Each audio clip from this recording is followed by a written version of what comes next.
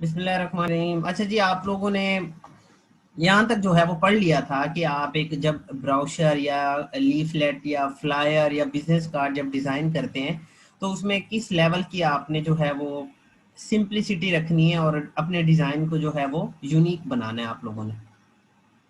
उसमें बहुत सारी चीज़ें मैंने डिस्कस की थी कि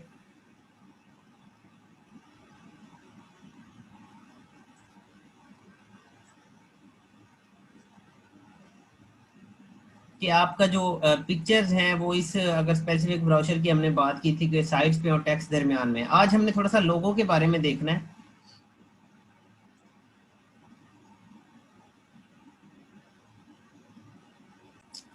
आज हम स्पेसिफिक लोगों के बारे में बात करेंगे थोड़ा सा कि लोगों की अगर बात की जाए तो आपने लोगों को किस तरह से लेके चलना है। देखें, really fun little logo for a company called सीट सोमो।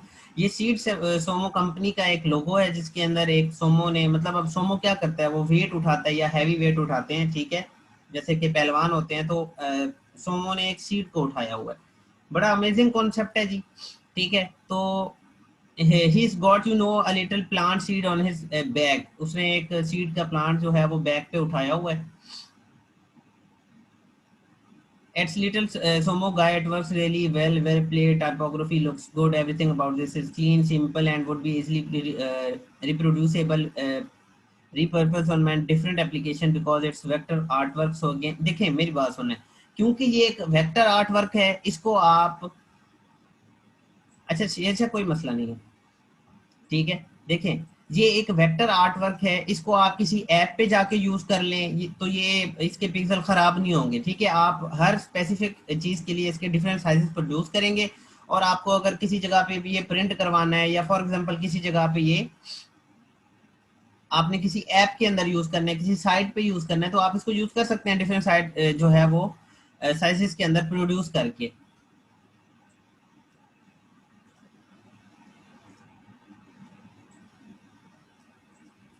नेक्स्ट है जी हमारे पास मीट लवर्स। ये गोरमे वालों का है, ठीक है, गोरमे जो बेकर मशहूर है, ये गोरमे वालों का है। Meat lovers, this one right here, meat lovers gourmet burger, ठीक है, ये गोरमे बर्गर वालों का मीट लवर्स इसका नाम है लोगों का। This is great because not only do you get the sense that, देखें, मीट लवर्स, ये देखें, ये जो इन्होंने तह बनाई है ना, ये मीट की है। अब लव की जब बात आती है तो हार्ट की बात आती है, ठीक है। तो उन्होंने क्या किया, इस मीट के उन्होंने हार्ट बना के उसकी डिफरेंट लेयर्स बना दी, ठीक है। ये बड़ा आसान है बनाना, लेकिन कॉन्सेप्ट समझना है कि मीट लवर्स के अंदर उन्होंने कॉन्सेप्ट को किस तरह से जो है वो बनाया है। Because of heart but it's look like ham burger in that form. मतलब हैम बर्गर मतलब ऐसे समझ लें कि लेयर्स वाला जो बर्गर है। I think that is awesome little play that they have their. I hope आपको ये चीज समझ आई होगी कि इन्होंने कितना नीट एंड क्लीन रखा है अपने डिजाइन को, इसको कॉम्प्लेक्स नहीं किया। कॉम्प्लेक्स अपने डिजाइन को नहीं करना, आपने सिंपल रखना है जितना ज्यादा हो सकता है। दूसरा है जी Dolly's kitchen. Finally Dolly kitchen they got the donut, मतलब एक डोनट बनाया in the kitchen, the rolling pin all that kind of stuff. This is really well done, you can read everything. मतलब देखें, आपकी ये जो डॉलीज की kitchen है ना, इसके अंदर जो भी टाइपोग्राफी यूज हुई है, टाइपोग्राफी कहते हैं टेक्स्ट को, जो आपका टेक्स्ट लिखा हुआ है सामने, टाइपोग्राफी के अंदर फिर फॉन्ट आ जाते हैं कि जी आपने फॉन्ट किस तरह से यूज करने हैं।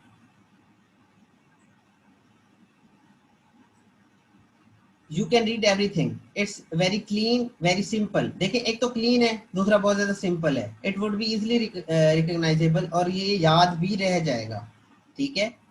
और आई थिंक दैट्स गुड। अब ये जो इन्होंने ऐसा समझ लें कि ये जो बेलना बनाया है ना, इससे एक फील आती है कि जी ये किचन का कोई लोगो है, ठीक है। जैसे कि उन्होंने लिखा है कि जी डॉलीज किचन, डॉली की किचन है ये, और वो उसके अंदर जो है वो कुछ ना कुछ बना रही है या पका रही है। अब मुझे ये बताएं कि क्या ये याद रह जाएगा लोगों को, इनकी ऑडियंस को ये लोगो याद रहेगा या नहीं रहेगा?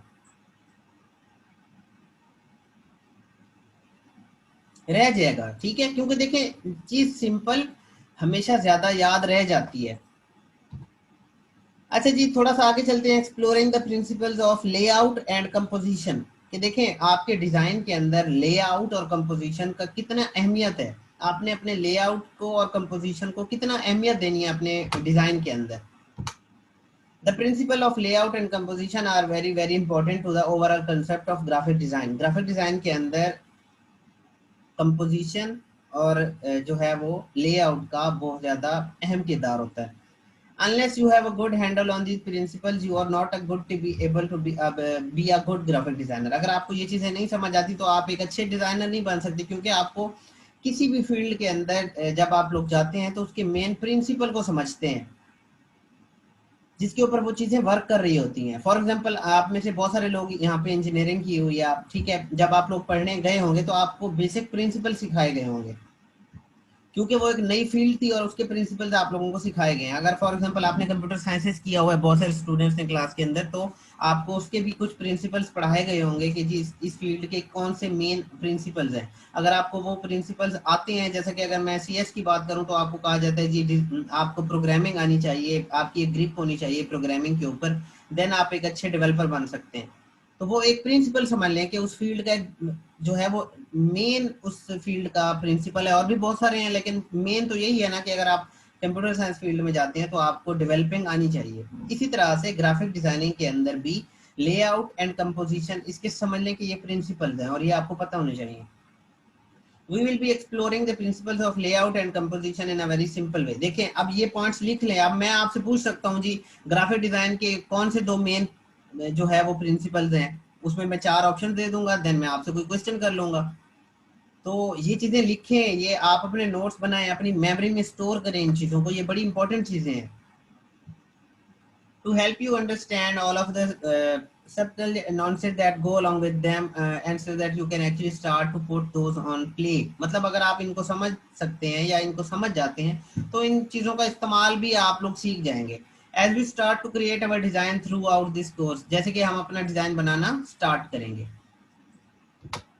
देखें, 6 बेसिक प्रिंसिपल्स हैं: balance, proximity, alignment, repetition, contrast और वाइट स्पेस. ये 6 प्रिंसिपल लिख लें आप, ठीक है. सबसे पहले मैं बात करना चाहूंगा जी बैलेंस की.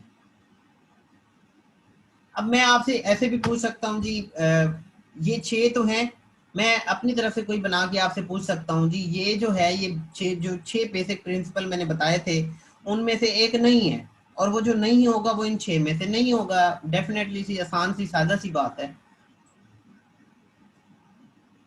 अगर आप लोग लिखना चाहें तो लिख भी सकते हैं: balance, proximity, alignment, repetition, contrast और वाइट स्पेस. ठीक है. अगर आपको ये भूल जाते हैं तो मेरा जो तरीका है ना, ये ऐसी चीज़ों को याद करने का जिसके अंदर मतलब बुलेट पॉइंट हो और वो मुझे याद ना हो रही हो, फॉर एग्जांपल मैंने उनको मेमोराइज करना हो, तो मैं उनके जो फर्स्ट लेटर होते हैं उनको याद कर लेता हूँ. BPARCW, BPARCW. मैं इसको बार बार जो है वो मेमोराइज करता हूँ, फिर मुझे याद आ जाता है जी बी से बैलेंस, पी से प्रॉक्सिमिटी, ए से अलाइनमेंट, आर से रेपुटेशन, सी से कॉन्ट्रास्ट और डब्ल्यू से वाइट स्पेस.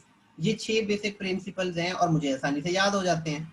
ये एक तरीका है किसी चीज को मेमोराइज करने का, अगर उसके अंदर पॉइंट्स हैं कुछ ज्यादा और आप मेमोराइज नहीं कर पा रहे. अब बैलेंस क्या होता है? ठीक है, सबसे पहला जो है वो है बैलेंस. बैलेंस के अंदर विजुअल वेटिंग जो होती है लेआउट की, उसे आप समझ लें कि बैलेंस कहा जाता है. देखें, अब लेआउट क्या है आपने सबसे पहले तो ये समझना होगा ना. देखें, जो आपने डिजाइन एक बनाया हुआ है उसे किस लेआउट में बनाया हुआ है, उसका लोगो कहाँ है, उसका टेक्स्ट कहाँ है, उसकी टाइपोग्राफी कहाँ पे यूज की हुई है आपने, उसके इमेजेस अगर आपने यूज किए हैं कहाँ पे यूज किए हैं, तो वो सारा जो आपका डिजाइन होता है उसे लेआउट कहा जाता है.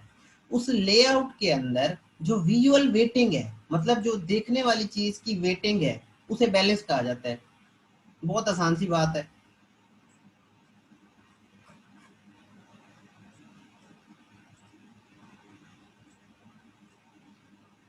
You have several different type of balance that you can use in your design. अब बहुत सारी चीजें हो सकती हैं जिसका जो है वो आप उसका बैलेंस बना सकें, but we are specifically about the 3 ways that you can balance. हमें 3 चीजों को जो है वो ज्यादा इंपॉर्टेंस देनी है यहाँ पे.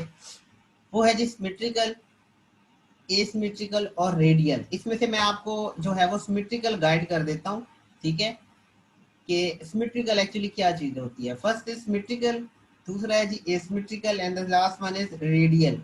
For symmetrical balance you are going to visually weight everything the same on all side of the design. देखें आपका जो देखने वाला मेन चीज डिजाइन है, देखें जब भी आप किसी पोस्टर को, किसी फ्लायर को, किसी ब्राउशर को देखते हैं ना, आपकी नजर हमेशा उस चीज पे सबसे पहले जाएगी जो ज्यादा उन्होंने फोकस किया हो। ऐसी बात है या नहीं है? अब जैसे सेल के बैनर होते हैं, ठीक है, जैसे सेल के बैनर होते हैं ना, तो वो सेल को बहुत बड़ा करके दिखाते हैं, बाकी चीजें छोटी छोटी करके उन्होंने लिखी होती हैं। क्यों? क्योंकि उनको पता होता है कि जी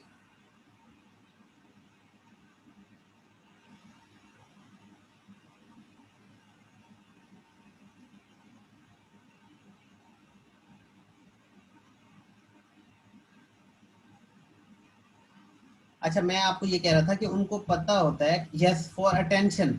देखें जो मेन चीज है ना, वो अपने कस्टमर को ग्रैब करना चाहते हैं, इसीलिए तो वो सेल लगाते हैं। ठीक है, जब वो सेल लगाते हैं, अब फॉर एग्जांपल आपके पास कोई प्रोजेक्ट आता है, आपको कहते हैं जी हमें बिल बोर्ड बना के दें, उसके जो मेजरमेंट्स होंगे वो आप लोगों को क्लाइंट बताएगा। ठीक है, आपके ऊपर ये है कि फॉर एग्जांपल खादी ब्रांड है या मारिया बी है या और अच्छे अच्छे ब्रांड्स हैं, उनकी जब सेल लगती है तो वो सेल वाले फैक्टर को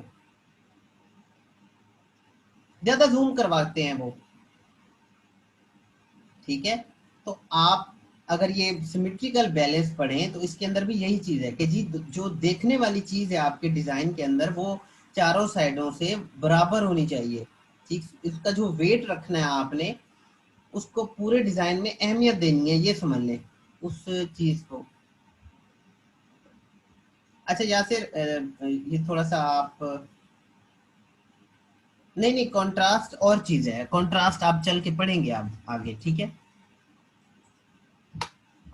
प्रोक्सिमिटी, देखें ये एसिमेट्रिकल और रेडियल जो है वो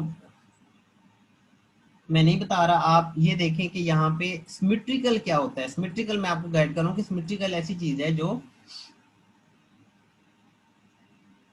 डिजाइन, आपका जो मेन डिजाइन है, ठीक है, उसके अंदर जो आप चीज, फॉर एग्जांपल आप उस डिजाइन के अंदर जो मेन चीज देखना चाहते हैं, फॉर एग्जांपल उस विजुअल है, कोई आपने कोई विजुअल दिखाना है अपने जो है वो यूजर्स को, उसको जो है वो थोड़ा सा फोकस करवाना है और उसका बैलेंस बराबर रखना है पूरे डिजाइन के अंदर। देन है proximity, how items are grouped and spaced. Proximity ये है कि आप जो डिफरेंट आइटम्स यूज कर रहे हैं, आप जो डिफरेंट ऑब्जेक्ट्स यूज कर रहे हैं, ठीक है, वो आपस में एक तो ग्रुप्ड हैं और दूसरा उनकी स्पेसिंग का क्या लेवल है। Proximity refer to how items are grouped and spaced on a page. एक पेज है या आपका एक डिजाइन है, उसके अंदर आपने प्रोक्सिमिटी को कैसे जो है वो बैलेंस रखवाया हुआ है। When you are talking about proximity, you want to grip like items together. Proximity के अंदर आप बहुत सारे आइटम्स को क्या करते हैं जी, इकट्ठा कर देते हैं, उनको ग्रुप बना देते हैं। ग्रुप करना तो आता है ना सबको, या नहीं आता? मुनीर, मुनीषा, वालेकुम सलाम। आता है, बहुत बेसिक सी चीज है। ठीक है, ऑब्जेक्ट्स को सिलेक्ट करें और ऑब्जेक्ट्स को सिलेक्ट करने के बाद क्या करें जी, कंट्रोल जी जी कर दें, वो ग्रुप हो जाएगा। अच्छा, and you want to separate them from other group objects on the page. देखें जाहिर सी बात है, अगर आपके आर्ट बोर्ड के ऊपर, आपके डिजाइन के अंदर, आपके पेज के अंदर 10 डिजाइन है, 10 ऑब्जेक्ट्स हैं, मैं अब कहता हूं कि एक डिजाइन के अंदर 10 ऑब्जेक्ट्स हैं, ठीक है, तो उसके अंदर आप 5-5 ऑब्जेक्ट्स के 2 ग्रुप बनाते हैं। ग्रुप क्यों बनाते हैं? ग्रुप इसलिए बनाते हैं कि एक ग्रुप को दूसरे ग्रुप के साथ डिफरेंशिएट किया जा सके, इसी को प्रॉक्सिमिटी कहा जाता है। अब ये देखें, क्लॉक वर्क ऑरेंज, मतलब ये एक डिजाइन है, ठीक है, इस डिजाइन के अंदर आप देख सकते हैं जी। अब ये जो क्लॉक वर्क ऑरेंज है, फॉर एग्जांपल हम इसको क्या कर सकते हैं, अलग से ग्रुप कर सकते हैं।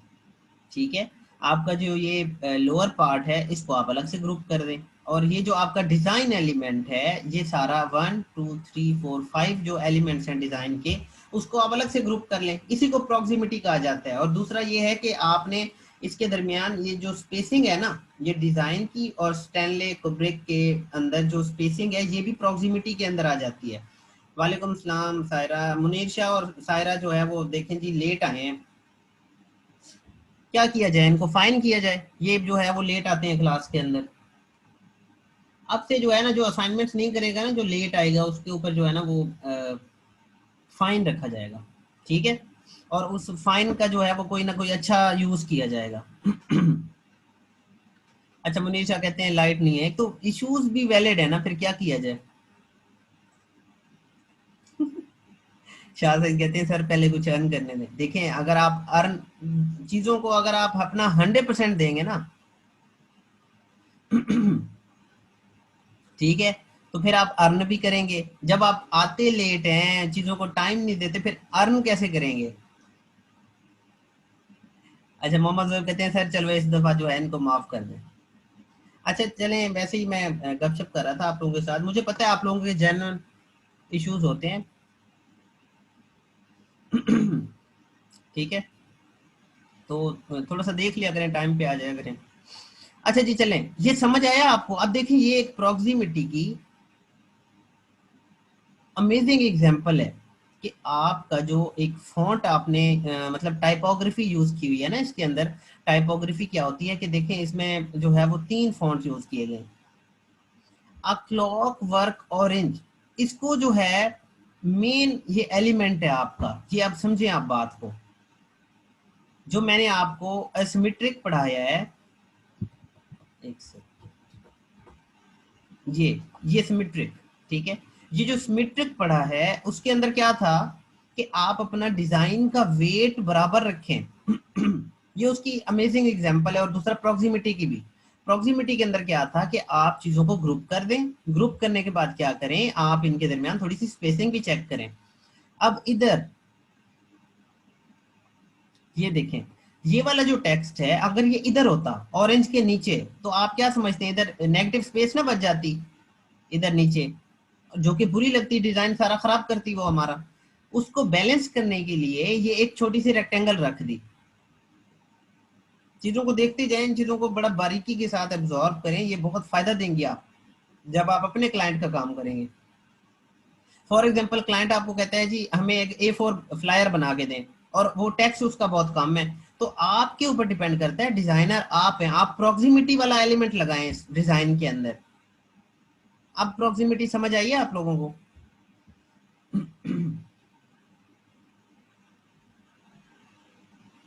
दूसरा, सिमेट्रिक बनाएं उसको। सिमेट्रिक से मुराद ये है कि देखें, इधर हमारा अगर ये क्लाइंट हमें लोगो दे देता, तो ये जो टेक्स्ट लिखा हुआ है तो हम इधर लोगो लगा देते अपना, बजाय। अच्छा चले, हमारे पास लोगो नहीं था, तो हम हमारे क्लाइंट ने कोई टेक्स्ट दिया होगा छोटा सा, जो मेन उसका एलिमेंट होगा, तो उसको इधर लगा दिया हमने, ठीक है। तीसरा ये है जी alignment. Keep object in line with one another. देखें, आपने अक्सर देखा होगा कि जब मैं लोगो बना रहा था और उसकी कोई टैग लाइन रख रहा था या उसका कोई नाम रख रहा था, तो मैं दोनों ऑब्जेक्ट्स को सिलेक्ट करके उनको अलाइन करता था। अलाइनमेंट में भी मैंने थोड़ा सा ज्यादा जोर दिया था कि ये चीज जरूरी होती है। अब अलाइनमेंट क्या होती है, अलाइनमेंट ये होती है कि आप ऑब्जेक्ट्स को अलाइन करके रखें। अगर आप उनको अलाइन नहीं करके रखेंगे तो वो थोड़ा सा खराब होना शुरू हो जाएगा डिजाइन आपका, ठीक है। अलाइनमेंट क्या है कि एक ऑब्जेक्ट को दूसरे के साथ अलाइन करें, ठीक है। ये चीज मैंने प्रैक्टिकली करके आपको ऑलरेडी दिखाई हुई है। This goes hand in hand with alignment which refer to keep object in line with one another within your design. एक डिजाइन आपने बनाया है, उसके अंदर आपके जो ऑब्जेक्ट्स हैं उनको अलाइन करके रखें। इतनी सी बात है, आसान सी। ये देखें, ये वर्ड प्ले का एक, नहीं नहीं, इक्वल इन वन लाइन नहीं महरीन, डिफरेंट लाइंस भी हो सकती हैं। जैसे कि ये एक अच्छी एग्जांपल है, देखें, ये जो वर्ड्स प्ले है लिखा हुआ है और ये जो डिजाइन है, ये वर्ड्स प्ले और डिजाइन आपस में अलाइन है, सेंटर अलाइन कह लें आप इसको, कि ये आपस में क्या है जी, सेंटर अलाइन है। अब बताएं, आप समझ आया आपको। डेफिनेशन से थोड़ा सा आपको माइंड में आई होगी बात, लेकिन आप डिजाइन देख के चीज आपको बहुत क्लियर हो जाएगी कि एक लाइन पे ये वर्ड्स प्ले लिखा हुआ है, दूसरी लाइन पे ये ऑब्जेक्ट बना हुआ है, तीसरी लाइन पे फिर टेक्स्ट लिखा हुआ है। ये चीजें आपस में सेंटर अलाइन है। और ये करना आती है आपको, मुझे ये तो बताएं पहले। आपको सेंटर अलाइन चीजें करना आती हैं? जी बिल्कुल, मींस बैलेंस करना, चीजों को आपस में सेंटर अलाइन करना। किसे नहीं आती है सेंटर अलाइन करना? अच्छा, सब कह रहे हैं सर हमें तो आती है, ठीक है चलें, जबरदस्त है। देखें, बिल्कुल बिल्कुल अलाइन के ऑप्शन होते हैं। देखें, अब ये टेक्स्ट क्योंकि ज्यादा जो है वो था और ये कम था, लेकिन फिर भी ये सेंटर अलाइन है। मतलब एक ऑब्जेक्ट का जो सेंटर बनता है ना, और जो दूसरे किसी और ऑब्जेक्ट का सेंटर बनता है, वो दोनों सेंटर आपस में अलाइन होने चाहिए, चाहे टेक्स्ट हो ना हो। देखें, जब आप सेंटर करेंगे ना, तो टेक्स्ट तो खुद ब खुद हो जाएगा। ये देखें, एग्जाम्पल ए के अंदर देखें जी, ये सेंटर अलाइन है। अगर आप इस पूरे टेक्स्ट को, ऑब्जेक्ट्स को देखें, तो ये सेंटर अलाइन है, मतलब ईच एंड एवरीथिंग सेंटर से अलाइन की गई है। अगर एग्जांपल बी में देखें तो लेफ्ट एंड राइट अलाइन है, मतलब आपका ऑब्जेक्ट राइट पे आ गया, लेकिन स्टिल ये इस टेक्स्ट के साथ अलाइन है। ठीक है, आपका ये वाला टेक्स्ट और ये वाला लेफ्ट अलाइन है, ये सेंटर अलाइन की एग्जांपल नहीं है। जी जी बिल्कुल सैयद मुनीर शाह, वही सेम चीज इलस्ट्रेटर में भी है। ये सेंटर अलाइन की एग्जांपल नहीं है, ये है लेफ्ट और राइट अलाइन की। ये लेफ्ट एंड राइट अलाइन की एक और एग्जांपल है कि ये वाला जो टेक्स्ट है ये इधर चला गया, बस और तो कुछ नहीं हुआ। ये वाला टेक्स्ट फिर इधर चला गया, फिर भी इनको अलाइन किया गया। ये अलाइनमेंट वाला फैक्टर, प्रॉक्सिमिटी वाला और सिमेट्रिक वाला जो फैक्टर है, इनको बाइंड में रखें। ये आपके डिजाइन को जो है वो एक लाइफ दे देगा। ये चीजें नहीं करेंगे तो फिर डिजाइन आपका खराब होगा। फिर जो वो चीज फिर मुझे भी नहीं अच्छी लग रही होती। आप लोग जो डिजाइन बना के दिखा रहे होते हैं, आई अप्रिशिएट योर एफर्ट्स, लेकिन देखें एफर्ट आप लगा रहे हैं तो ठीक जगह पे एफर्ट लगाएं, थोड़ी सी मेहनत कर लें, चीजों को समझ लें। जी जी सेम है, लेकिन ये डिजाइन इधर चला गया और ये वाला टेक्स्ट इधर आ गया, बस ये फर्क है।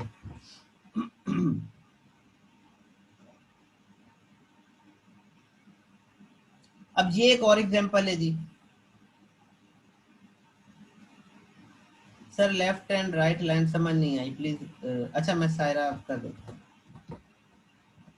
देखिए, ये सारे ऑब्जेक्ट्स दरमियान में रखे गए हैं। दरमियान से मुराद ये है कि ये इस ऑब्जेक्ट का जो सेंटर अलाइन होगा ना, ये एक मिड पॉइंट तो होगा ना इसका, ये मिड पॉइंट है। इस डोंट फॉरगेट का मिड पॉइंट एफ के साथ बन रहा है,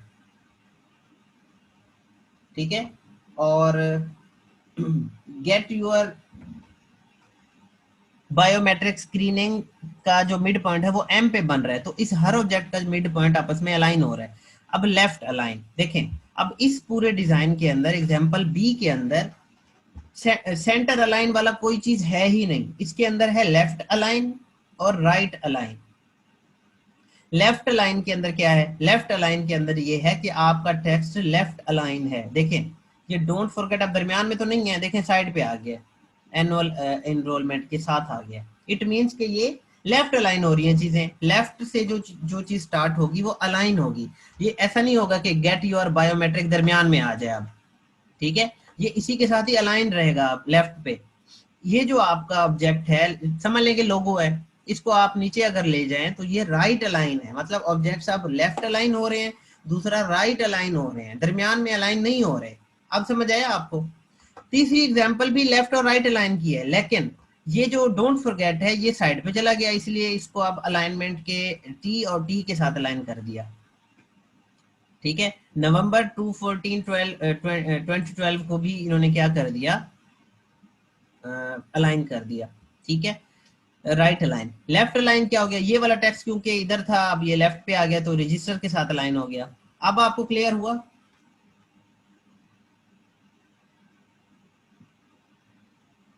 देखिए मेरी बात सुने, मैं आपको ये एक ओवरव्यू दे देता हूँ।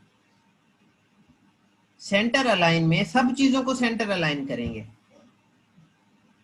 ठीक है। लेफ्ट अलाइन में सब चीजों को ऐसा समझ लें कि अगर आपके डिजाइन के अंदर ज्यादा एलिमेंट्स हैं तो कुछ चीजों को आपके दरमियान, जैसे कि ये है कि अच्छी एग्जांपल है कि मिड में जो टाइपोग्राफी यूज की गई है, टेक्स्ट यूज किया गया, उसको लेफ्ट अलाइन कर लिया है।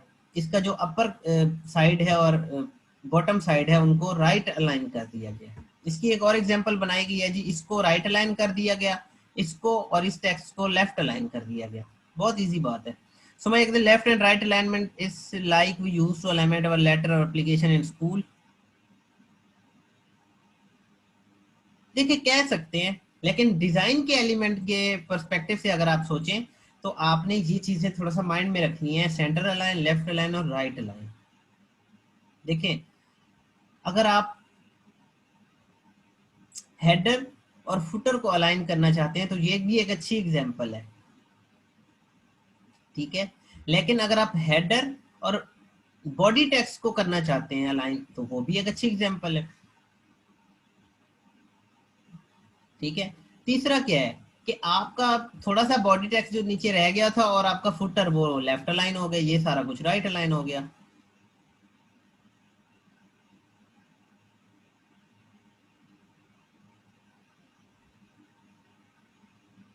जी जी सैयद मुनीर शाह, मैं इस ऑब्जेक्ट की बात नहीं कर रहा, मैं इस टेक्स्ट की बात कर रहा हूँ। ये देखें, ये जो ऑब्जेक्ट है ये दरमियान में क्यों है, क्योंकि ये सेंटर अलाइन है सारी चीजें, ठीक है। ये लेफ्ट अलाइन है, ये राइट अलाइन है, ये लेफ्ट अलाइन है और ये राइट अलाइन है। ये ऑब्जेक्ट इन दोनों इमेजेस में एक जगह पे ठहरा हुआ है, लेकिन ये टेक्स्ट जो है हमने राइट अलाइन कर दिया था, पहले लेफ्ट अलाइन किया हुआ था, इतना हुआ है बस। आप बताएं, आप भी कोई कंफ्यूजन है या चीजें आपको समझ आ गई हैं?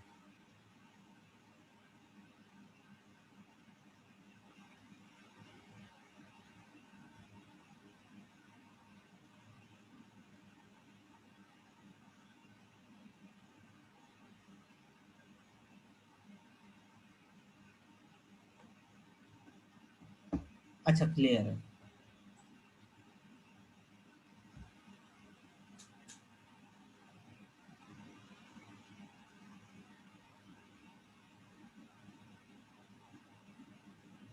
अब ये देखें, ये भी एक अलाइनमेंट की एग्जांपल आप कह सकते हैं कि जी ये बॉटल्स रखी हुई हैं और इनको जो है वो सेंटर अलाइन किया हुआ है, ये टेक्स्ट को जो है वो लेफ्ट अलाइन किया हुआ है, ठीक है। इस एग्जांपल में क्या कर दिया, जो है वो बॉटल को साइड पे ले गए हैं और आपका जो टेक्स्ट है वो लेफ्ट पे आ गया है। ये आप वेरिएशंस कर सकते हैं, इसमें इतना कोई जो है वो मुश्किल बात नहीं है।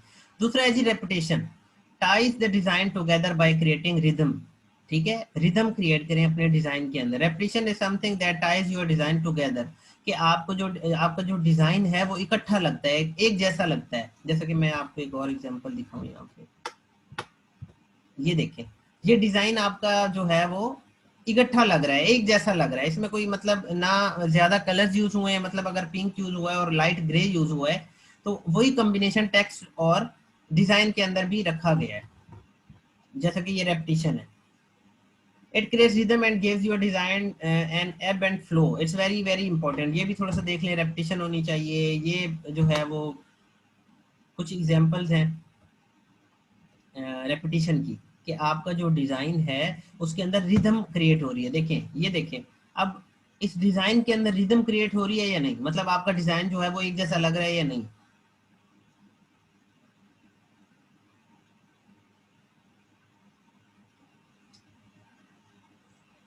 दूसरा ये देखें, road stop number 1, number 2, number 3, number 4, ये थोड़ा सा जो है इन्होंने एक रिदम क्रिएट करने की कोशिश की है कि आपकी जो पिक्चर्स हैं और आपका जो टेक्स्ट है उसको इकट्ठा रखने की कोशिश की गई है। कॉन्ट्रास्ट, देन आता है कॉन्ट्रास्ट, डिस्टिंक्शन बाय क्रिएटिंग और हाईलाइटिंग डिफरेंसेस, कि आपके डिजाइन के अंदर जो फर्क है उसको ये कंट्रास्ट जो है वो डिस्क्राइब करता है। अब कंट्रास्ट अगर मैं आपको सादा अल्फाज में बताऊं ना, जैसा कि आप कंट्रास्ट करते हैं ना अपनी ड्रेसिंग के अंदर, कि फॉर एग्जांपल आपका अगर आप मतलब फॉर एग्जांपल जीन्स शर्ट पहन रहे हैं तो आप प्रेफर करते हैं कि आप कंट्रास्ट रखें, या एक ही कलर की जीन्स होती है और एक ही कलर की शर्ट होती है, मतलब एक नॉर्मल पूछ रहा हूं मैं आप लोगों से। और ये इवन के जो फीमेल स्टूडेंट्स हैं वो भी देख लें कि आप लोग जब सूट बनवाते हैं तो आप भी कोशिश करते हैं ना कि कंट्रास्ट हो, सिंपल वो कंट्रास्ट है ये। और कंट्रास्ट क्या होता है, डिफरेंस क्रिएट करता है। आप लोग मुझे सारे बताएं कि अगर आप डिजाइन के पर्सपेक्टिव से ना सोचें, क्या आप अपनी नॉर्मल लाइफ के अंदर कंट्रास्ट रखते हैं अपनी ड्रेसिंग के अंदर या नहीं, या और भी चीजों में ये लागू होती है बात, बहुत सारी चीजों में।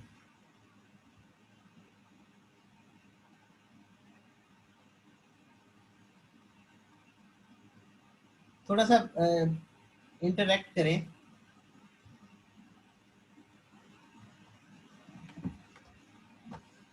बिल्कुल, बड़ी अमेजिंग एग्जांपल है, हम व्हाइट कुर्ते पर ब्लैक कोट पहनते हैं, व्हाइट पे व्हाइट कोट तो नहीं पहनते हम, क्योंकि वो कंट्रास्ट नहीं है ना। इस चीज को अगर आप डिजाइन के सेंस से सोचे ना तो इसको कंट्रास्ट कहा जाता है। और आप इसको वैसे भी जानते थे, कंट्रास्ट ही कहते थे पहले, इसको कोई और नाम नहीं देते थे आप लोग इस ये बात सुनने से पहले भी आप इस चीज को,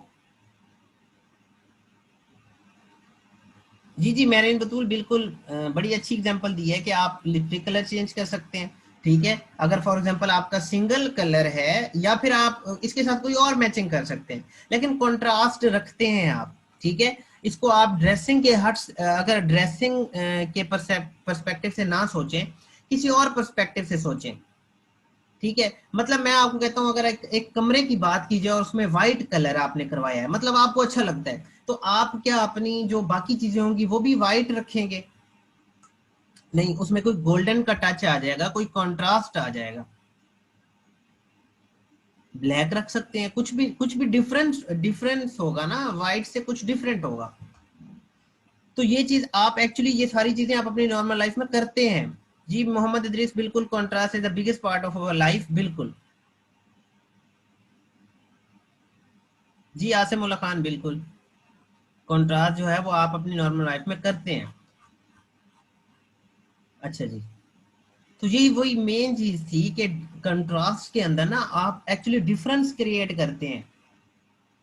ठीक है, आप जब मार्केट में अपने ड्रेस लेने जाते हैं ना, फॉर एग्जांपल आपने अगर पेयर लेना है एक, मैं मतलब अगर जो है वो जो मेल स्टूडेंट्स हैं हमारे उनकी बात करूं, तो देखिए आप हमेशा वैसे ही सोच रहे होते हैं कि मैंने अगर मतलब ब्लू जीन्स ली है तो मुझे गोल्डन टच के अंदर जो है वो थोड़ा सा कंट्रास्ट चाहिए शर्ट में, या कोई ब्लू चाहिए डार्क ब्लू कलर की, या रेड मुझे शर्ट चाहिए। तो वो एक्चुअली आप कंट्रास्ट कर रहे होते हैं, लेकिन आप एज अ डिजाइनर नहीं सोच रहे होते। वही सेम चीज यही है कि कंट्रास्ट जो है वो क्या करता है, वो डिफरेंस क्रिएट करता है। Contrast is another big important thing that design need. This is where you create distinction by creating or highlighting difference between elements on your page. Yes, बिल्कुल, एक लाइट आप रख लेते हैं, दूसरा डार्क, ये भी अच्छी एग्जांपल है। You could contrast by using different weight, size और इवन कलर स्कीम। आप साइज के अंदर भी अपना, अगर आप डिजाइन की बात करें, मतलब ग्राफिक डिजाइन की फील्ड की बात करें, तो फिर आप क्या करते हैं, फिर आप ये करते हैं कि आप कलर स्कीम में भी कंट्रास्ट रखते हैं, साइज में भी कंट्रास्ट रखते हैं, और इवन के डिजाइन के वेट में भी आप कंट्रास्ट रखते हैं। अब मुझे ये बताएं, इस एग्जाम्पल में कंट्रास्ट है या नहीं है, मुझे ये बताएं।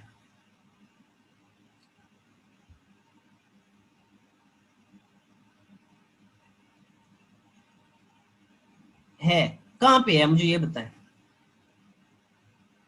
ठीक है, आपको पता चल गया कि इसमें तो कंट्रास्ट है, लेकिन कहाँ पे है? एक तो है कलर के अंदर, दूसरा डिजाइन के वेट में भी है। एक तो कलर में है ना, देखें कंट्रास्ट है, अगर पिंक है तो फिर लाइट ग्रे यूज कर लिया, बड़ा प्यारा जो है वो कंट्रास्ट बन रहा है। दूसरा फॉन्ट्स के अंदर बिल्कुल है कंट्रास्ट। ये आप डिजाइन का वेट भी कह सकते हैं कि देखें यहाँ पे जो हमें मेन चीज हाईलाइट करवानी थी ना, वो हमने कंट्रास्ट से करवा ली। अब कंट्रास्ट सिर्फ कलर का नहीं होता, डिजाइन का भी होता है। मतलब डिजाइन का जो वेट है, ओवरऑल वेट है। ठीक है, देखें ये हमें मेन हाईलाइट करवाना था तो इसको हमने करवा दिया, थोड़ा सा बड़ा करवा दिया इसको, और इसको छोटा जो है हमने लिख दिया। क्यों? क्योंकि हमने ये चीज दिखानी थी, पहले दिखानी थी, इसलिए ये कॉन्ट्रास्ट हमने बनाया। कॉन्ट्रास्ट की एक बड़ी अमेजिंग एग्जांपल ये देख लें, मैड मैन। मैड वाइट कर दिया और मैन जो है वो रेड कर दिया, कंट्रास्ट बन गया। रेड के साथ ब्लैक यूज कर लिया, कंट्रास्ट बन गया। ये जो चेयर या टेबल कलर है उसको फिर ग्रे रख लिया, क्यों? क्योंकि वो व्हाइट पे भी अच्छा लग रहा है, व्हाइट भी जी है ना इसका, इसका ब्लैक भी जी है, उस पे भी अच्छा लग रहा है, दोनों पे अच्छा लग रहा है ना।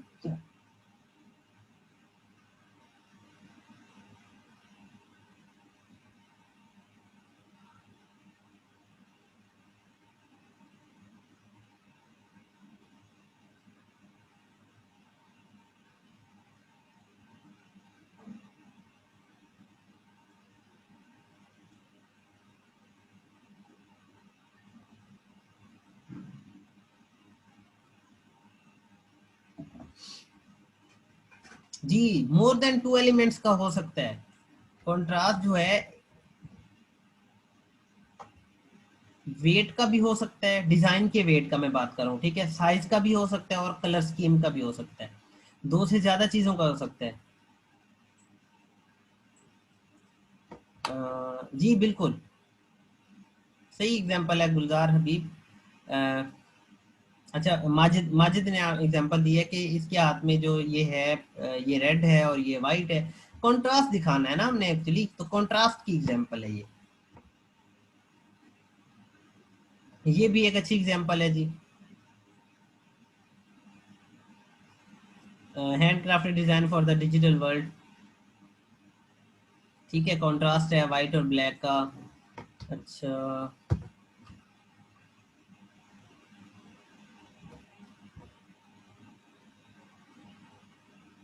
ये देखें, फॉर्मल क्रिस्टलीन एक्स्ट्रास या फिर एक्सट्रैक्ट्स या जो भी है, ठीक है।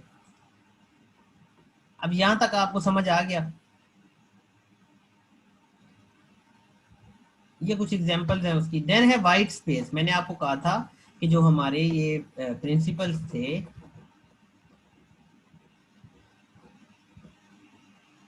ये वाले, ये आपने पढ़ लिए सारे। Balance, proximity, alignment, repetition, contrast और white space. Balance, proximity, alignment, repetition पढ़ लिया आपने, कॉन्ट्रास्ट पढ़ लिया। अब है white space, otherwise known as the art of nothing. मतलब आर्ट ऑफ नथिंग को आप वाइट स्पेस कहते हैं। पढ़ते हैं जी, ये क्या है? White space, otherwise known as the code uncode. Art of nothing is another very very important skill that you should try to learn and try to master as quickly as you can. Some people refer to this as minimalism। मतलब minimal जो design होते हैं उसको भी ये refer करता है white space. Making the design as uncluttered, मतलब आपका डिजाइन जो है वो क्लटर ना हो, अनक्लटर हो एज पॉसिबल, जितना आप ज्यादा उसको बेहतर बना सकते हैं। अनक्लटर हो मतलब अच्छा हो, बेहतर हो। By using white space effectively, ठीक है, आपने जो वाइट स्पेसेस ऐड करनी है वो इफेक्टिवली यूज करनी है। ये देखें, ये कुछ स्पेसेस हैं जी डिजाइन का, लोगो का और बाकी चीजों का। ये देखें, ये वाइट स्पेस है, ये वाइट स्पेस है, ये वाइट स्पेस है। इसको यूज करके आप अपने डिजाइन को मजीद बेहतर बना सकते हैं, ठीक है। चलें जी, इतना काफी है। ये चीजें आप फिर डाइजेस्ट भी कर सकें, क्योंकि ये बड़ी इंपॉर्टेंट टेक्निक थी, तो मुझे बता दें कि इतना काफी है, ये आप डाइजेस्ट भी कर पाए ना। देन हम नेक्स्ट पढ़ेंगे टाइपोग्राफी। अभी हम एक और स्किल सीखेंगे, थोड़ी सी स्किल पे काम करेंगे, लेकिन उससे पहले ये स्लाइड जो है इनका नॉलेज इतना काफी है। अच्छा अच्छा, मैं कर देता हूँ।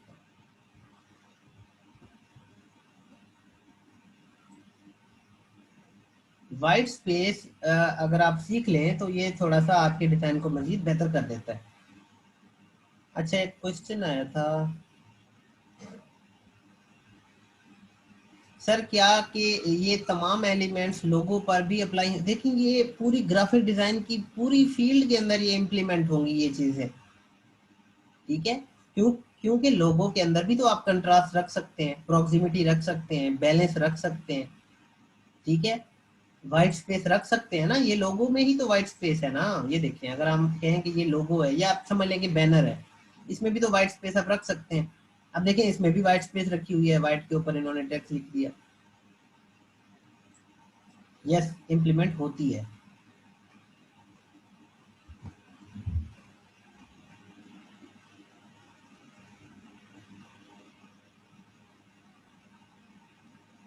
यस, कह सकते हैं। मतलब आपका डिजाइन लोगो हो, बिजनेस कार्ड हो, बैनर हो, फ्लायर हो, कुछ भी हो, ये चीजें आपने रखनी है माइंड में।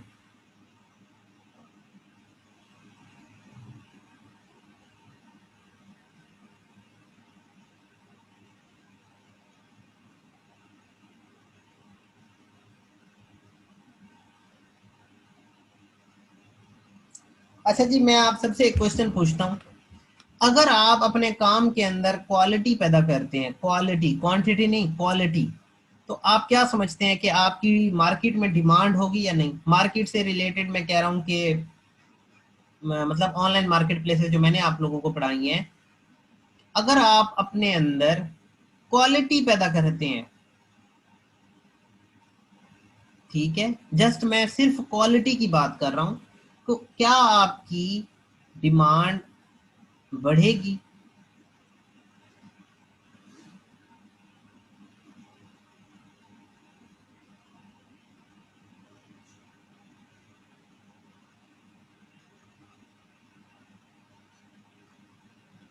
जी बिल्कुल, सारे सही कह रहे हैं, यस बढ़ेगी। क्यों? क्योंकि अगर मैं आपको एक सादा सी एग्जांपल दूं ना, दूध लेने जाते हैं ना आप लोग, ठीक है, सारा जैसा चीज में क्वालिटी होगी तो बढ़ेगी, बिल्कुल। सर क्वालिटी के साथ प्रॉपर टाइम लगाएं, बहुत ज्यादा डिमांड है। बिल्कुल सही कह रहे हैं। देखें, जब आप दूध लेने जाते हैं ना, तो आपने या फिर अपनी मतलब कोई और एग्जांपल ले रहे हैं, मैं फॉर एग्जांपल ये दूध वाली एग्जांपल दे रहा हूँ। जब आप मार्केट में दूध लेने जाते हैं तो अक्सर जगहों पे ठीक नहीं मिलता दूध, ऐसे ही है ना? ठीक है, तो उस बात का मतलब क्या है? उस बात का मतलब ये है कि भाई जगह खाली पड़ी है। अगर कोई ऐसा दूध वाला जो है वो आके वहां पे दुकान लगाए जो जो क्वालिटी दे, मतलब ये ना हो कि जी मेरे पास आप आए, मैं 100 मन दूध भी दे दूंगा आप लोगों को और क्वालिटी जो है वो पानी जैसी हो, तो फिर कौन लेगा उससे? ठीक है, क्वालिटी ऑलवेज जो है वो मैटर्स। ठीक है, फॉर एग्जाम्पल एक ऐसा बंदा जो है दूध की दुकान लगा के बैठे जो क्वालिटी दे, चाहे वो 20 किलो रखे दूध अपने पास, लेकिन वो क्वालिटी प्रोवाइड करे, उसकी जगह खुद ब खुद बन जाएगी।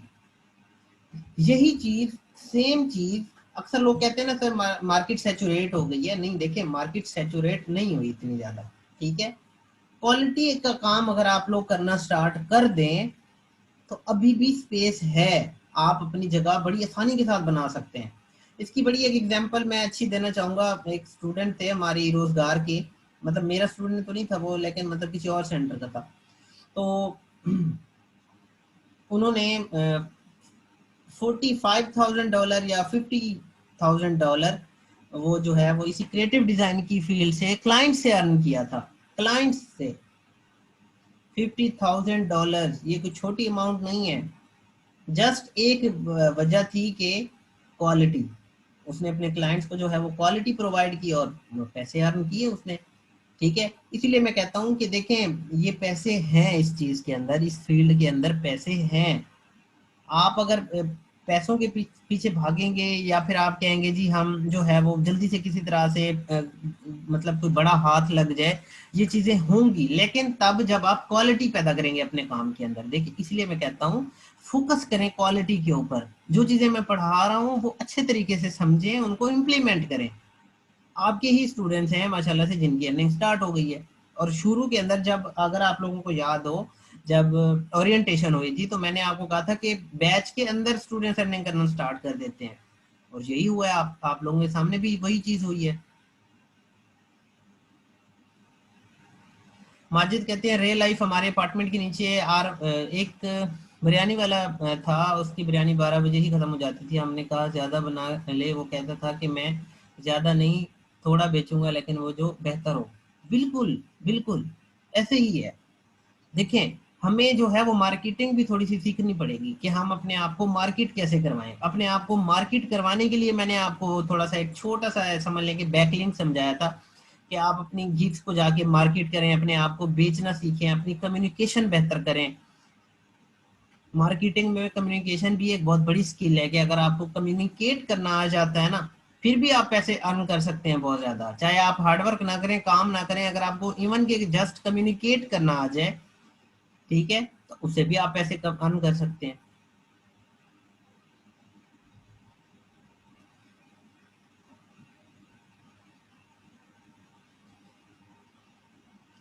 चले जी, इलिस्ट्रेटर स्टार्ट करते हैं। मैं आपको एक दो चीजें समझानी है वो समझा देता हूँ।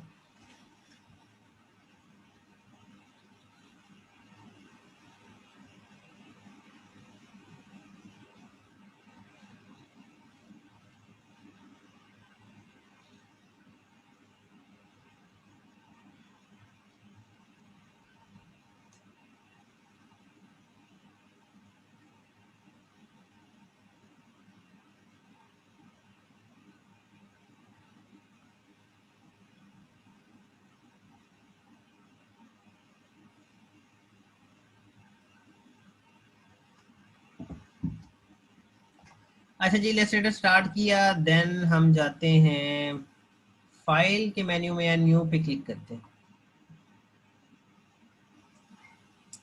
ठीक है।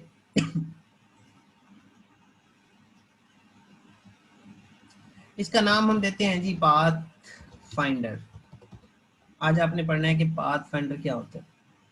अच्छा आदिल, मैं 2017 यूज़ कर रहा हूँ, मैंने 2015 जो है वो ख़त्म कर दिया और 2017 में यूज़ कर रहा हूँ, और ये बिल्कुल सेम वैसा है जैसे आप 2015 यूज़ कर रहे हैं। जी जी, दूसरा वर्जन है। इसका फ़ायदा पता क्या है? इसका फ़ायदा यही है कि ये चीज़ें आपको ना करके दिखा रहा है। ये चीज़ें आपके उस 2015 में भी हैं। ठीक है। मतलब प्रीसेट कह लें इनको। प्रीसेट वो होते हैं कि ये देखें, ये प्रीसेट डिटेल लिखी हुई है। प्रीसेट वो होते हैं जो आपके पास, ये नीचे भी लिखे हुए हैं प्रीसेट, 11 प्रीसेट बने हुए। प्रीसेट ये होता है, गेट इन टू पीसी से मिलेगा, बिल्कुल मिल जाएगा। मेरे पास 15 है, 17 है, 18 है, 19 और 20 सारे वर्जन है मेरे पास। ठीक है। आप गेट इन टू पीसी पे जाके डाउनलोड कर लें, आप इजीली इसको इंस्टॉल कर लें। और पैचर कैसे लगेगा? पैचर का तरीका वही है जो मैंने आपको सिखाया था। ठीक है। इसका प्री मेड, ये जो प्री सेट है ना आईफोन 6 प्लस के लिए, या प्री सेट क्या होता है? प्री सेट ये होता है कि आप कोई साइज बना के अपने पास रख लें, बस ये प्री सेट होता है। सारे बेस्ट हैं, सारे ये वेक्टर के सॉफ्टवेयर हैं बस। ठीक है। ये सारे ही बेस्ट हैं, इसमें कोई आप ये नहीं कह सकते कि 15 अच्छा है, 16 अच्छा है, 17 अच्छा है या 20 अच्छा है। हाँ, एक चीज आप जरूर समझें कि जो भी एडवांस वर्जन आएगा उसके अंदर थोड़ी सी आपको मजीद आज़ादी मिलेगी, थोड़ी सी उसमें एडवांसमेंट तो होगी ना। अच्छा, ये वेब के भी प्रीसेट मैंने आपको अपने 2000 आपके 2015 वर्जन में भी दिखाए थे। प्रिंट के लिए भी वहाँ पे A4 का साइज है, टाइप टैबलॉइड है। A3 जो है ये पोस्टर के लिए यूज होता है, A4 जो है आपके फ्लायर के लिए यूज होता है, बाकी इतने कोई यूज नहीं होते ज्यादा। फिल्म एंड वीडियो के लिए भी इवन आप काम कर सकते हैं। ये 4K के लिए भी काम कर सकते हैं, 8K के लिए भी आप काम कर सकते हैं, और फिल्म 4K के लिए भी काम कर सकते हैं। आर्ट एंड इलस्ट्रेशन पे अगर आप जाएं तो बहुत सारे जो है वो प्रीसेट्स बने हुए हैं। हम क्या करेंगे, हम अपना एक कस्टम प्रीसेट बनाएंगे। ठीक है।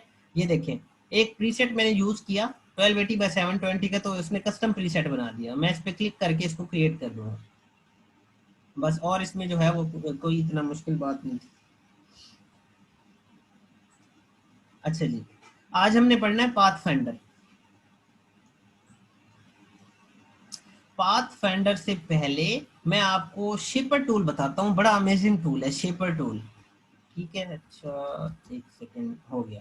ये शेपर टूल, शेपर टूल अगर आपको समझ आया ना इधर से टूल बार से, तो आप शिफ्ट एन प्रेस करें और शेपर टूल आ जाएगा। इसका जो आइकन है वो थोड़ा सा प्लस वाला आइकन है। इसका फायदा क्या है देखें, इसके अंदर ना आर्टिफिशियल इंटेलिजेंस यूज किया है इन्होंने, और ये क्या करता है कि ये सेंस करता है। मतलब आप उसको आइडिया दें जस्ट इलस्ट्रेटर को, और ये क्या करेगा आपका जो, वालेकुम सलाम इरफान, आप इतना लेट आ रहे हैं। जी जी बिल्कुल, आप इसको जस्ट आइडिया दें और ये वो करेक्ट शेप आपको बना के देगा। मतलब मैं एक जो है वो क्रिएट करता हूँ।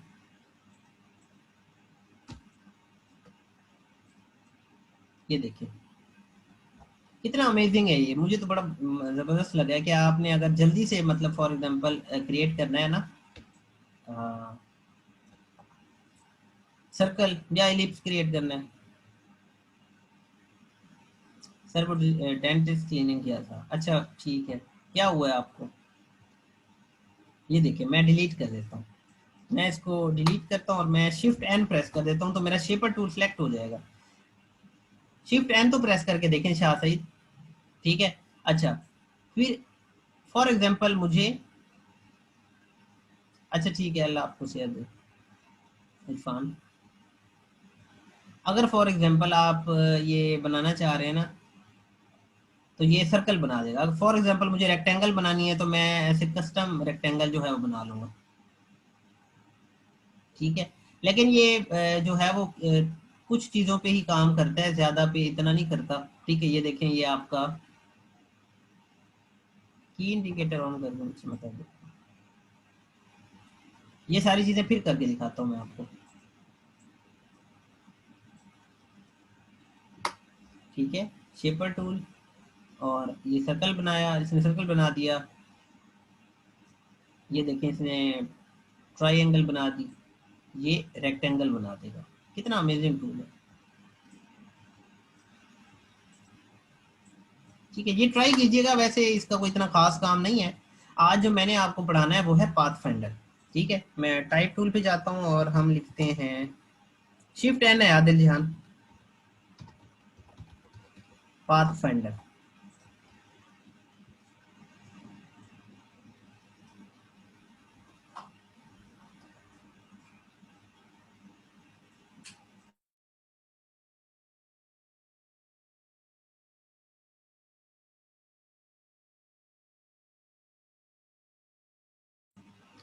अच्छा जी, पाथ फाइंडर के लिए हम थोड़ा सा फॉन्ट जो है वो चेंज कर देते हैं। फॉन्ट को इतना खास अच्छा नहीं लग रहा हमें, तो हम चलो ये रख लेते हैं। सर शेडो एंड लाइट लगाना सिखाएं, बल्कि ये सिखाएं कि एक ऑब्जेक्ट को कहाँ लगाना हो। जी जी बिल्कुल, सारा कुछ पढ़ेंगे आप।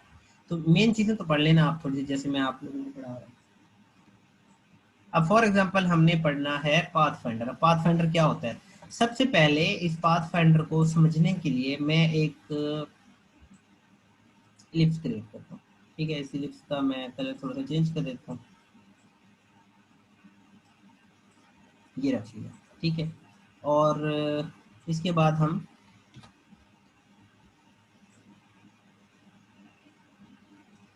एक रेक्टेंगल क्रिएट करते हैं। इस रेक्टेंगल का कलर हम रखते हैं जी ये वाला, और इस इलिप्स को हम रखते हैं इधर। ठीक है, इलिप्स को बल्कि हम अरेंज में जाके ब्रिंग टू फ्रंट कर देते हैं। दोनों को सिलेक्ट किया, विंडो में गए, पी के मेन्यू में देखिए ये शिफ्ट कंट्रोल F9 भी अगर आप प्रेस करें तो पाथ फाइंडर आ जाएगा। अदरवाइज आप पाथ फाइंडर पे क्लिक कर दें,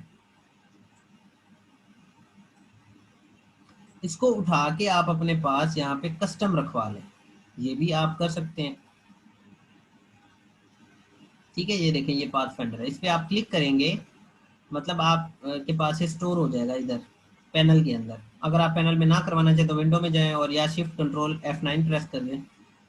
पाथ फाइंडर के अंदर जो सबसे पहला ऑप्शन है वो है यूनाइट। ठीक है, अब देखिए मेरी बात सुने, मैं अगर मैग्नीफाई करके दिखाऊं, ये जो आइकन होगा ना, जिस टाइप का आइकन आपको नजर आ रहा होगा ना, वो काम भी वैसा करेगा। अब देखिए इसका अगर नाम यूनाइट है ना, तो ये दो शेप्स को यूनाइट करके आपको दिखा रहा है। ठीक है, अगला मैं फिर समझाता हूँ। मैग्नीफाई बंद करें इधर से, और सबसे पहला हम पढ़ते हैं। देखिए यूनाइट क्या करेगा, दो शेप्स को यूनाइट कर देगा। जैसा कि आप शेप बिल्डर से करते थे ना, मतलब दो शेप्स को इकट्ठा एक शेप बना देते थे, ये वही काम करते हैं। मैं इस पर क्लिक करता हूँ तो इसने क्या किया, अगर मैं इसको अंडू करूं और इन दोनों को हम क्या करें, अलाइन में जाके अलाइन कर दें। ये देखिए ये अलाइन कर दिया इसने। ठीक है, अब इसको उठा के इधर रखते हैं, इन दोनों को सिलेक्ट करें और क्या करें जी यूनाइट, जी यूनाइट कर देगा एक्चुअली। अब ये दो शेप्स नहीं है, ये एक शेप है। ये जो कॉर्नर वगैरह आपको नजर आ रहे हैं ना, ये एक्चुअली दो शेप नहीं है, एक शेप है।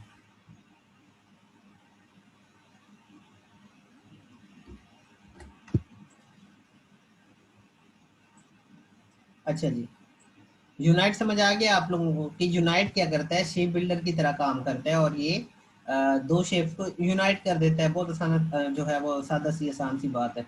दूसरा क्या है, दूसरा है माइनस फ्रंट। ठीक है, ये देखिए ये जिस तरह का आइकन आपको नजर आ रहा है ना, ये उसी तरह का ही काम करेगा। मैं इसकी एक ओरिजिनल कॉपी यहाँ पे रखता हूँ, इसकी एक कॉपी हम जो है वो इधर रख लेते हैं, और यहाँ पे हम जो है वो टाइप कर देते हैं माइनस फ्रंट, ताकि आप लोगों को थोड़ा सा समझ भी आ सके कि क्या हो रहा है यहाँ पे।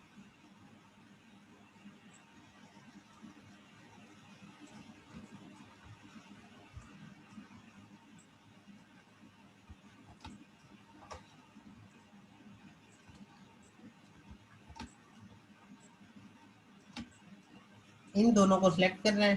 ठीक है, सबसे पहले कॉन्सेप्ट समझना है। देन आप अपने डिफरेंट लोगोस के अंदर बिजनेस कार्ड या इधर उधर आप इनको यूज भी कर सकते हैं। इसको हमने करना है माइनस फ्रंट। ठीक है, मैं इसकी शेप को मजीद थोड़ा सा इधर कर देता हूँ, यहाँ तक। दोनों को सिलेक्ट किया और इसको कर दिया माइनस फ्रंट। ये शेप आपने याद रखनी है, ओरिजिनल जो हमारी है ना, ये वाली, ये हमारी ओरिजिनल जो है वो शेप है। इसको आपने याद रखना है कि इसी के साथ ही हम मॉडिफिकेशंस कर रहे हैं।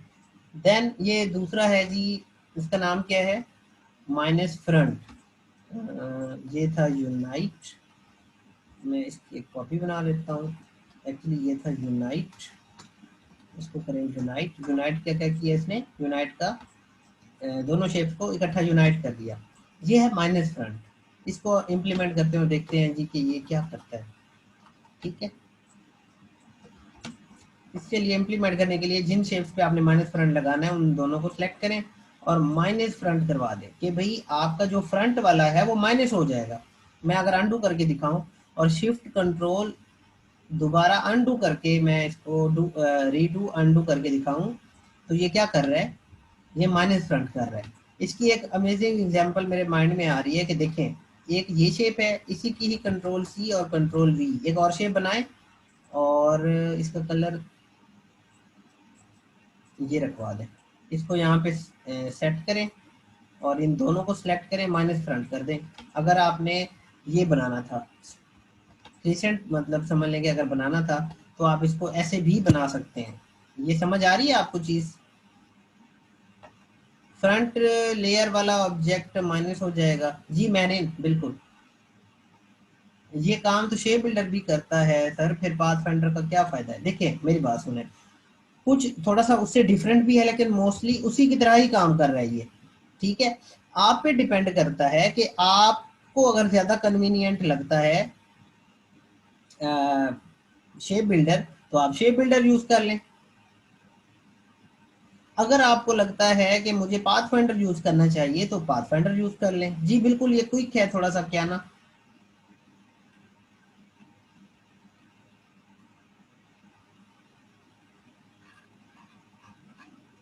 मुझे ये बताएं कि यहाँ तक आपको बात समझ आई है थोड़ी सी। ये इसकी माइनस फ्रंट के अंदर ही मैं इसको रखवा रहा हूँ, ये उसी की ही एग्जांपल है ना माइनस फ्रंट की। किसी को ये दो चीजें या दो पॉइंट से नहीं समझ आए तो मुझे दोबारा बता दें। एक पढ़ा हमने यूनाइट। यूनाइट का मतलब क्या होता है कि इकट्ठा करना, दो से ज्यादा शेप्स को, एक से ज्यादा शेप्स को इकट्ठा करना, दो या दो से ज्यादा शेप्स को। ठीक है, माइनस फ्रंट क्या होता है कि भाई फ्रंट वाला माइनस करवा दो शेप्स के अंदर जो चीज फ्रंट पे है उसको माइनस करवा दो, वो माइनस करवा देगा। लेकिन एक और बात भी समझें, जो कॉमन पॉइंट्स होंगे वो भी माइनस हो जाएंगे। ये भी कॉन्सेप्ट आप जरा समझें। देखें इस बात से क्या मतलब है, मैं इसकी एक और कॉपी बनाता हूँ।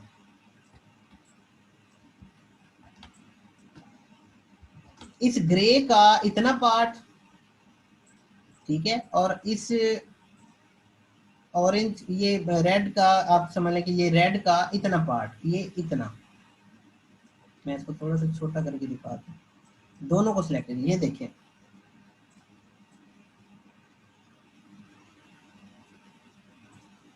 इसका इतना पार्ट, ये हाफ, और इस शेप का भी इतना पार्ट जो कॉमन पार्ट है दोनों के दरमियान, वो भी मतलब माइनस हो जाएगा। मैं फॉर एग्जांपल यहाँ से जाके माइनस फ्रंट करता हूँ तो वो सारा माइनस हो जाता है, और इसको जब मैं सिलेक्ट करता हूँ तो इतना पार्ट रह जाता है। अब आपको समझ आ गया होगा। ठीक है, मैं इसको डिलीट कर रहा हूँ। कॉन्सेप्ट समझ लें, आपको जो इजी लगे वही यूज कर लें। इसकी एक और कॉपी जनरेट करते हैं हम।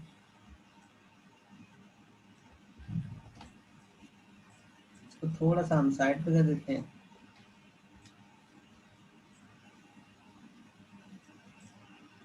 दोनों को सिलेक्ट करते हैं। दोनों को सिलेक्ट करने के बाद देखें इंटरसेक्ट। अब इंटरसेक्ट वाला पार्ट जो है वो इन दोनों के जो दरमियान है, फॉर एग्जांपल आप इंटरसेक्ट पे क्लिक करेंगे तो वो रह जाएगा। मैं अंडू करके अगर आपको दिखाऊं और ये आइकन भी अगर मैं आपको दिखाऊं थोड़ा सा मैग्नीफाई करके, ये देखें, मतलब जो खाली जगह है ना वो डिलीट होगी एक्चुअली। इसके दरमियान ये खाली जगह, ये ट्रांसपेरेंट जगह, ये वाली और ये वाली है ना, मैं यही आपको सेम करके दिखाता हूँ एक सेकेंड।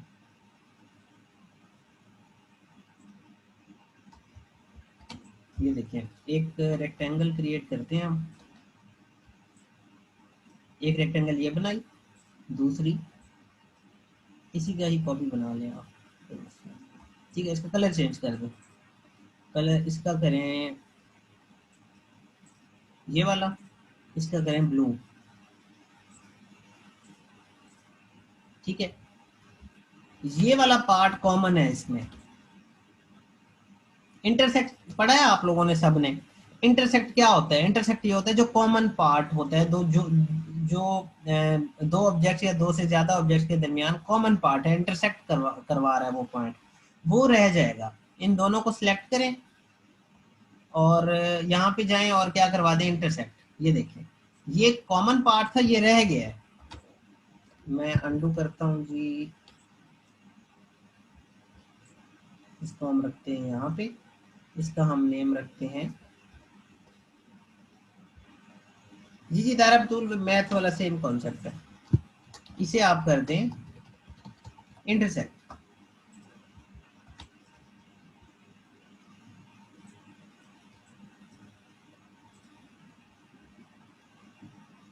इसका जो है वो रिजल्ट क्या बचेगा, इन दोनों का कॉमन पार्ट। देखें, ये ये वाला ये कॉमन पार्ट है। मैं इसको क्या करता हूँ जी, इंटरसेक्ट। ठीक है, इसको उठाएं, ये देखिए इंटरसेक्ट वाला पार्ट रह जाएगा।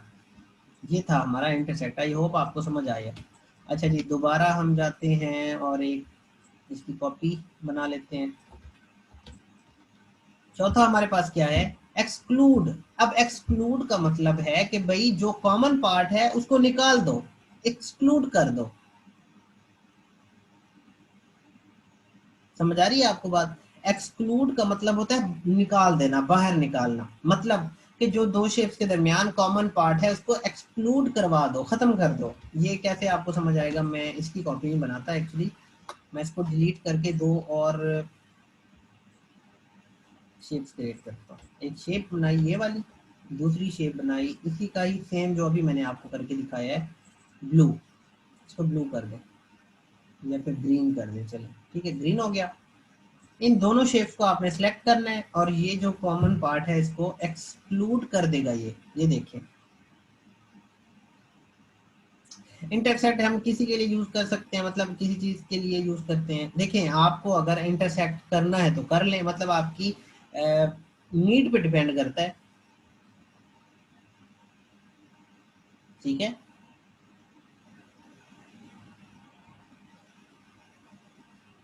आई am thinking we can use exclude for text and shape. जी बिल्कुल कर सकते हैं आप। देखें, ये आपकी क्रिएटिविटी है। यासिरुल्लाह देखें, ये कहाँ से आएगा, मैं दोबारा बता देता हूँ कि ये आपका पाथ फाइंडर कहाँ से आएगा। विंडो में जाएं, पी में जाएं और ये पाथ फाइंडर, इस पर क्लिक करेंगे तो ये छोटा सा बॉक्स जैसे अभी खुला हुआ है ऐसा नजर आ जाएगा आपको। इसको अगर आप उठा के पैनल में रखवा दें तो ज़्यादा बेहतर है, क्योंकि अगर आपको ज़्यादा यूज़ करना है तो। इरफान वाला कहते हैं सर ज़्यादातर काम एक्सक्लूड पे होता है। बिल्कुल, बिल्कुल सही कह रहे हैं आप। जैसा कि आप किसी कॉमन पार्ट को एक्सक्लूड करवाना चाहते हैं किसी लोगों के पार्ट में से, किसी बैनर से, किसी फ्लायर से, तो आप इसको यूज़ कर लें। अब आपको समझ आए एक्सक्लूड का मतलब। और जैसा कि इधर ये आइकन भी आपको बता रहा है, खुद बता रहा है ये देखिए दरमियान वाली जगह खाली है ना, इधर भी दरमियान वाली जगह खाली है कि भाई दरमियान वाली जगह खत्म हो जाएगी, डिलीट हो जाएगी। बचेगा क्या, साइड वाली जगह। ये देखें वो सेम आइकन आ गया, ये देखें सेम आइकन है हमारा। अ, ये है ये वाला एक्सक्लूड।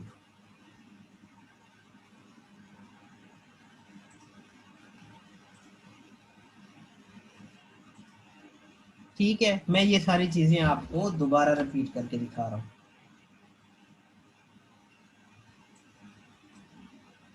डिलीट, डिलीट,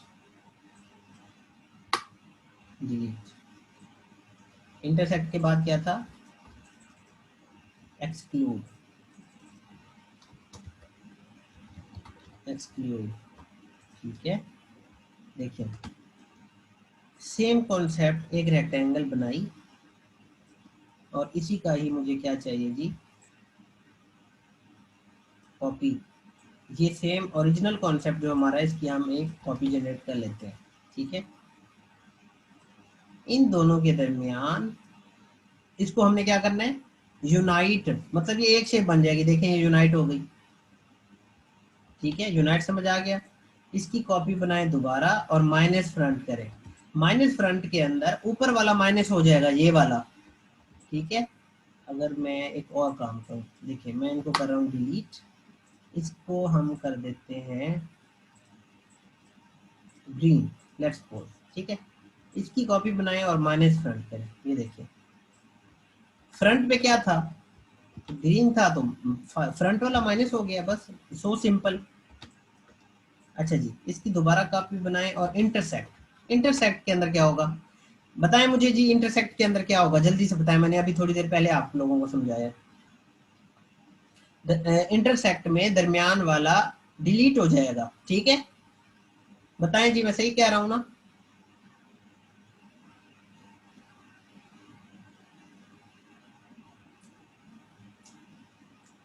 रहेगा, बिल्कुल यही मैं कह रहा था कि दरमियान वाला रह जाएगा। मैंने जानबूझ के कहा है कि आप जो है वो समझ भी आ रही है आपको चीजें या नहीं, मुझे पता चल सके। देखें, इंटरसेक्ट के अंदर ये शेप आपको खुद बता रही है। इंटरसेक्ट आपको खुद कह रहा है कि जी दरमियान वाली जगह रह जाएगी। कैसे जी, चलें इसको इंटरसेक्ट करते हैं। देखें दरमियान वाली चीज रह गई। ठीक है, अब एक्सक्लूड के अंदर निकलेगा वो कॉमन पार्ट आपका। एक्सक्लूड में आए, ये चीज ग्रीन खत्म हो जाएगी, एक्सक्लूड कर दें इसको। ये देखिए ये बन। अब इनका यूज कहाँ है, आप लोग पूछ रहे हैं कि सर इनका यूज कहाँ है। देखिए यूज वहां है जहाँ पे आपकी इनको नीड पड़ेगी। फॉर एग्जांपल एक शेप में से दूसरी शेप को जो है उसका कॉमन पार्ट एक्सक्लूड करवाना है तो एक्सक्लूड पे क्लिक कर दें। अगर कॉमन पार्ट रखना है तो फिर आप इंटरसेक्ट पे कर दें। माइनस फ्रंट पे करना है तो फिर मतलब माइनस वाली फ्रंट वाली चीज आपको माइनस करवानी है तो माइनस फ्रंट करवा दें। यूनाइट करवाना है तो यूनाइट करवा दें। ये आपकी नीड पे डिपेंड करता है। मैं ये कह रहा हूँ, मैं ये नहीं कह सकता कि जी इसको फलां जगह पे जाके यूज कर लें। नहीं, ऐसा नहीं है पॉसिबल। ठीक है, बात समझ आइए आप सबको?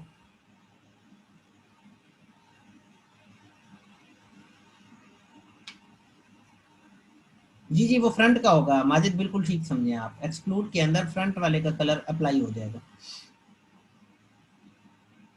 कलर ना करें चेंज, एक्सक्लूड का आप एक कॉपी बना लें और इसका कलर उठा लें, ना करें चेंज आप। या फिर आप ये कर लें कि ऊपर वही कलर चेंज रख लें जो नीचे है। ये आप पे डिपेंड करता है। नहीं नहीं, देखें मैं एक और चीज समझा देता हूँ। देखें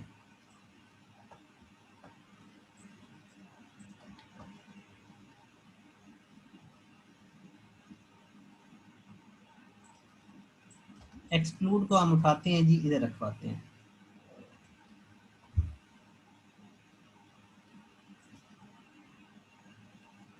एक सर्कल बनाते हैं हम।